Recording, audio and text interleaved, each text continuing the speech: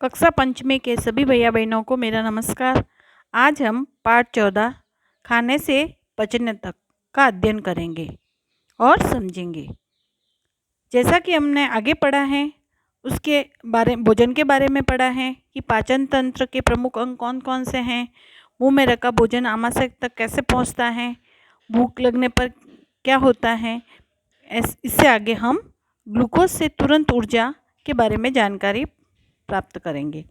जब हमें भोजन किए हुए 4 से 5 घंटे हो जाते हैं तो भूख लगने लगती है, क्योंकि हमारे द्वारा खाया हुआ भोजन पच जाता है। भोजन से हमें ऊर्जा मिलती है। यदि हम पूरे दिन खाना नहीं खाते हैं तो कमजोरी महसूस होने लगती है। रजत एक बार बीमार होने पर अस्पताल गया। वहाँ पर देखा कि बेड पर सो रहे बीमार व्यक्ति के हाथ में नली लगी हुई है।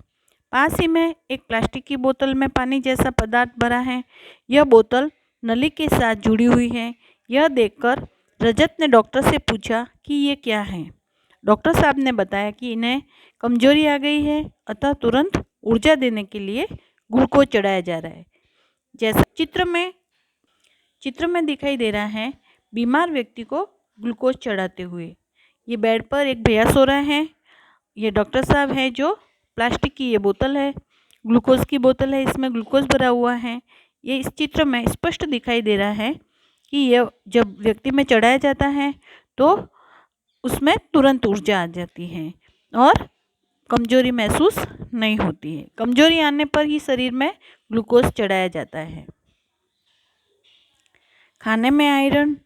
एक दिन कक्षा में शिक्षक पढ़ा रहे थे। मीरा का मन नहीं लग रहा था, उसको कमजोरी महसूस हो रही थी। उसको सांस लेने में परेशानी हो रही थी, बार बार होठों पर जीभ फिरा रही थी।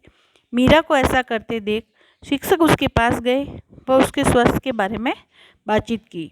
ऐसा कब से हो रहा है? तो मीरा ने बताया कि 2-3 दिन पहले वह बीमार हुई थी, तब से उसे खाना अच्छा नहीं लग रहा था। पढ़ाई में भी मन नहीं लग रहा है, नींद बराबर नहीं आती है, काम करने पर जल्दी थक जाती हूँ। शिक्षक ने मीरा को डॉक्टर को दिखाया। डॉक्टर द्वारा जांचने के पश्चात लक्षणों के आधार पर खून की कमी बताई। मीरा को क्या कमी थी? उसके शरीर में खून की कमी बताई गई। डॉक्टर ने कहा, मीरा आप खाने में क्या क्या खाती हो? तो मीरा ने कहा, रोटी, प्याज, नमकीन। डॉक्टर ने कहा, हरी सब्जी, खजूर, चने आदि नहीं खाती हैं? तो मीरा ने कहा, नहीं डॉक्टर साहब। डॉक्टर साहब ने कहा, आपके शरीर में आयरन की कमी हो गई है। भोजन में हरी सब्जियां, फल, गाजर, अनार आदि लो। मैं आपको आयरन की गोली दे रहा हूँ। 1 सप्ताह पश्चात पुनः दिखाना। मीरा के शरीर में आयरन की कमी क्यों हो गई थी? क्योंकि वह हरी सब्जियों का उपयोग है, फल का उपयोग है, कम करती थी। इस कारण से उसे शरीर में कमजोरी आ गई थी और उसके शरीर में आयरन की कमी हो गई थी। मीरा ने कहा, अरे ये गोलियां तो हमें स्कूल में भी देते हैं। डॉक्टर साहब ने कहा, तो आप गोली नहीं खाती हो?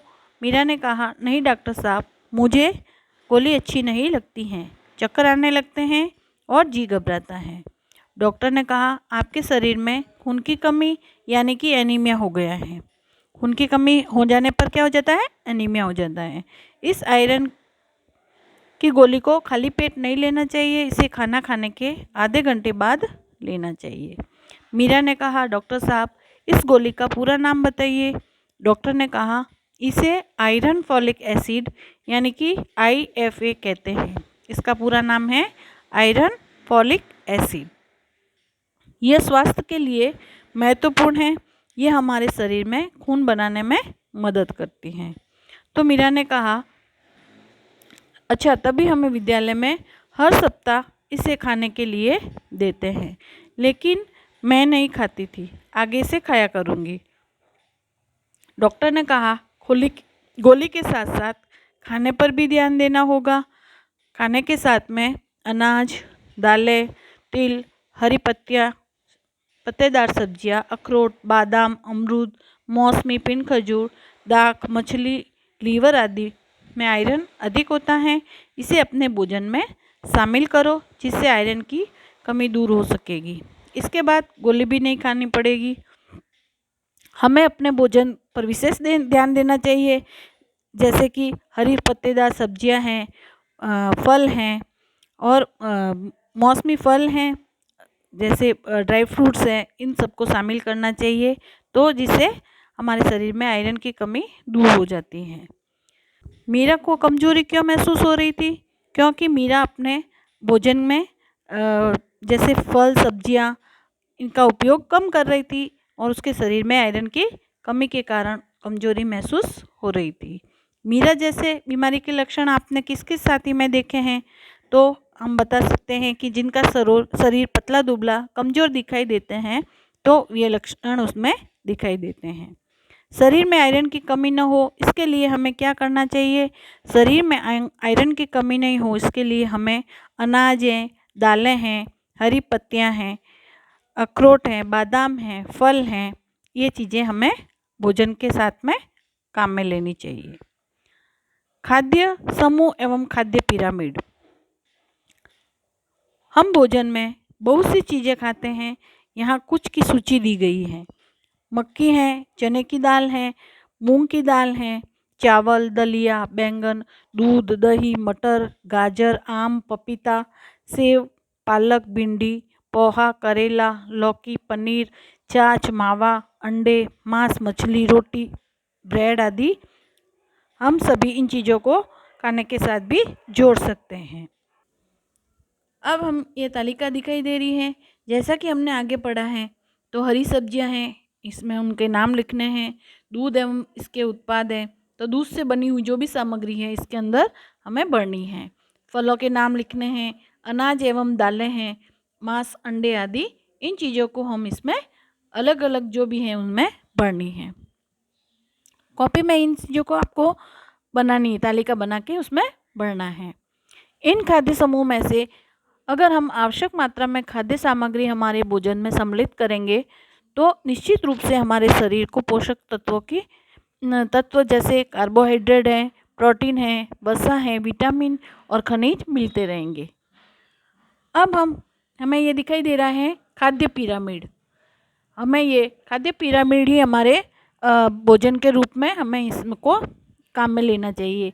अब इसमें है क्या खाएं व कितना खाएं, इसकी मात्रा हमें इसमें दी गई है। कुछ चीज़ें हैं जैसे कम खानी चाहिए, सीमित खाएं, खूब खाएं और सर्वाधिक खाएं। घटती हुई मात्रा में ले, जैसे सबसे पहले है घी, तेल एवं मीठा भोजन, तो हमें कम खाना चाहिए। दूध, दही, छाछ, पनीर, मक्खन आदि, मछली, मांस, मूंगफली आदि सीमित मात्रा में लेनी चाहिए। पालक, गोभी, टमाटर, गाजर, आलू आदि, सेब, केला, अंगूर, पपीता, नारंगी आदि खूब खाने चाहिए। अब है सर्वाधिक खाएं।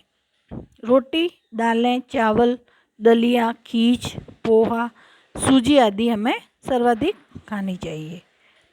ये हमें खाद्य पिरामिड के रूप में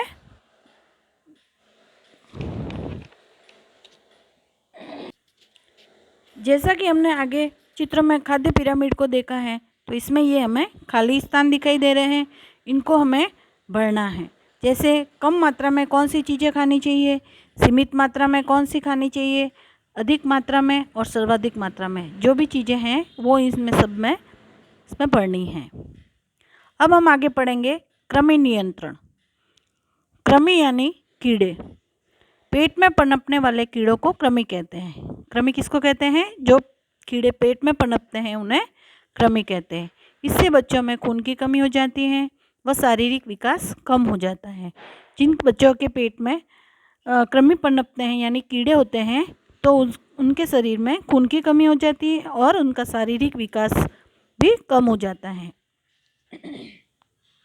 कृमि के अंडे मिट्टी में होते हैं जो बिना धुले फल, सब्जी, अशुद्ध पानी, गंदे हाथ, बड़े नाखून व नंगे पैरों से हमारे शरीर में प्रवेश कर जाते हैं।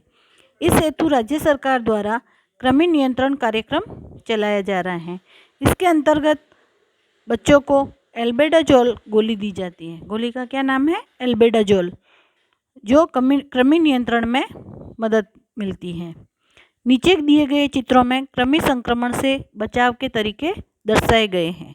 जैसा कि आप चित्र में देख रहे हैं, ये गंदे हाथ होते हैं तो हमें बार बार धोने चाहिए। ये शौचालय में है तो हमें शौचालय जाने के बाद में हाथों को साफ साबुन से धोना चाहिए।